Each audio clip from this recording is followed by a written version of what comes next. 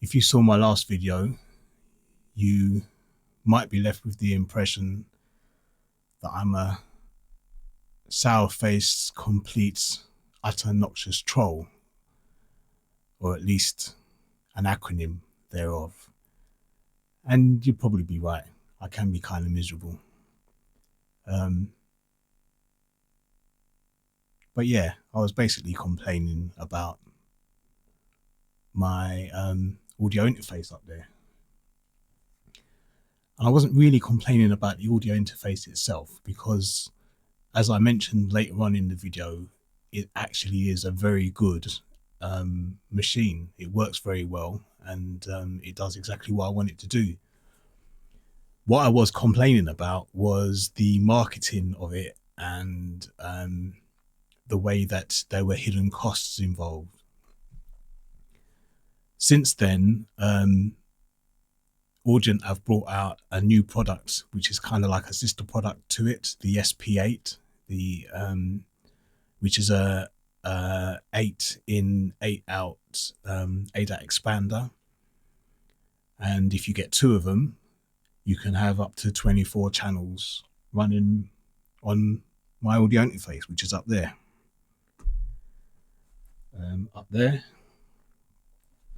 So I'm not sure if that's the right camera, but anyway,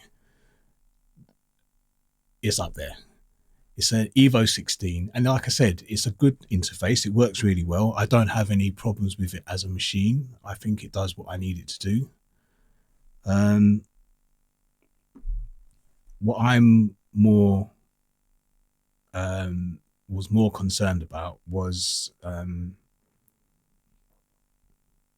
the fact that I had to pay extra for the rack ears, and that when they turned up, there was no tool to fit them. And I just happened to be lucky enough to have one that fit. Anyway, since then, like I said, they brought out the SP8, and for a few days, I was really seriously considering getting to, so that I could expand my audio interface to its full capacity and use it with my desk, which is a 24 channel inline recording console, which therefore has tape-ins and direct outs on every channel. And that's exactly what I wanted. The thing is, though, I don't really need 16 more mic channels, because, as I've already said, I have a 24 channel desk which already has 24 mic pre's in it. So I don't really need 16 extra mic pre's. All I really wanted was some line inputs and outputs. And the SP8, seeing as it's made in exactly the same chassis as the EVO 16, also suffers from the same problem that the EVO 16 has, which is 2 of the inputs are on the front of the unit, which is fine if you're using it on the desktop, but if you want to rack mount it, it becomes a bit problematic. Therefore, I've decided that I will go with my original idea, which was to get a Ferrofish Pulse 16 and use that instead. Now, it doesn't have any mic pre's on it, it doesn't have any instrument inputs on it, but I don't need those. All I want is some reliable, good quality line inputs and outputs to expand so that I can use up to 24 channels on my mixing console. And so, no disrespect to Audient, I think they're a great company. I don't think their marketing I think it could improve. But other than that, they're a good company that makes good products. So it's no disrespect to them, but to have 6 inputs on the front when I don't want any on the front would have been too much for me. So despite it being one cohesive ecosystem, it that alone wasn't enough to sway me to get the SP8s. And even though the cost of the 2 SP8s plus the cost of the rack ears comes to less than the cost of the Ferrofish Pulse 16, even the basic model, probably save, you know, in the region of 60 to 90 quid, something like that. But that 60 to 90 quid isn't, for me personally, worth the hassle of having the inputs on the front of the unit and having to attach the rack ears with the fiddly little thing that I showed you the last time. None of it is worth it as far as I'm concerned. So, but it does seem like a good product. And if you do have the EVO 16 already and you're looking to expand, and you don't mind having the inputs on the front, maybe your EVO 16 isn't rack mounted, maybe you're using yours as a desktop module. In those circumstances, I would highly recommend expanding it if you need to with the SP8. It should work as one cohesive ecosystem and it should work really well. And like I said, they're good products, just not for me in my system. And I realize that my rack looks like a bit of a mess at the moment. That's because I'm going through a transition, and the next time you see this studio, it's going to be completely different. Well, not completely different, but it will look different.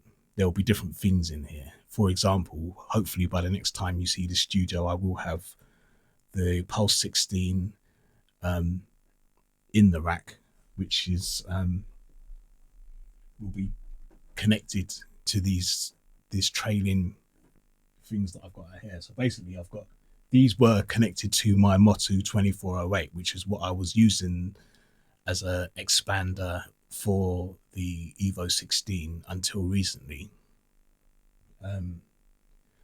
But when I actually moved things around already since the last video, I got rid of my Zimmer frame rack. I say got rid of it, I've actually still got it, but I dismantled my Zimmer frame rack because it was taking up space that I could be using for something else. And right now, as things stand in this studio, space is kind of limited. So I decided to dismantle it and put everything up in one tower, as you can see. And in the process of that, I just took out the 2408 because it's a very old unit, and I'm pretty sure that one of the channels stopped working. And obviously there's no point if it was a couple of months old, then sure, send it back, get it repaired, get it replaced, whatever. But that thing is coming up to 20 years old, if not older. So, just exit it. So like I said, what I intend to do instead is to get the Ferrofish Pulse 16, which the other advantage of that is that it's a 1U unit with the rack ears already attached, and all of the connections are at the back, so it perfectly fits what I want, and it actually takes up 1U less space than the 2 SP8s or a couple of ASP800s or whatever would take up. And plus, like I said, I don't necessarily need 8 more Audient mic pre's, because I've got my Allen and Eve mic pre's in the desk, and I've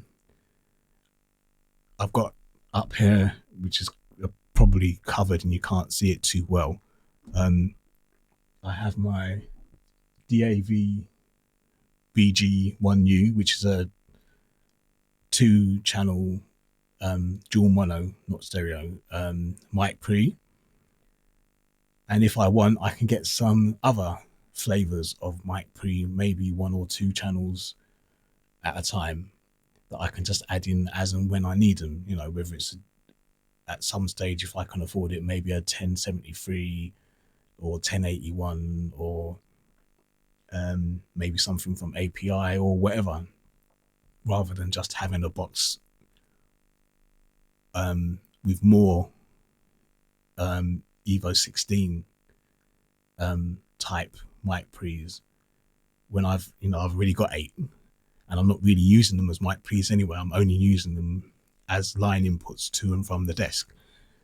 Obviously, I can use them as mic pre's just by swapping the cables out, but yeah. So that's the situation. Basically, I was umming and ahhing about it, and I was really seriously considering getting a couple of SP8s. And like I said, 2 of them with the rack ears would have been cheaper than the one Ferrofish Pulse 16. But the one Ferrofish Pulse 16 ticks many, many more boxes than the 2 SP8s do in my particular setup. So I decided to go with the original choice, and that's what I'm going to get. So that's it. Again, no dissing Audient, no dissing the EVO line of products. I think they're really good. And if you've got the EVO 16 already and you want to expand it, then it makes sense to have a look at the SP8. But in my particular case, because I'm going to be sending everything through my console, I really don't need the extra mic pre's, and I don't need the hassle of having the inputs on the front.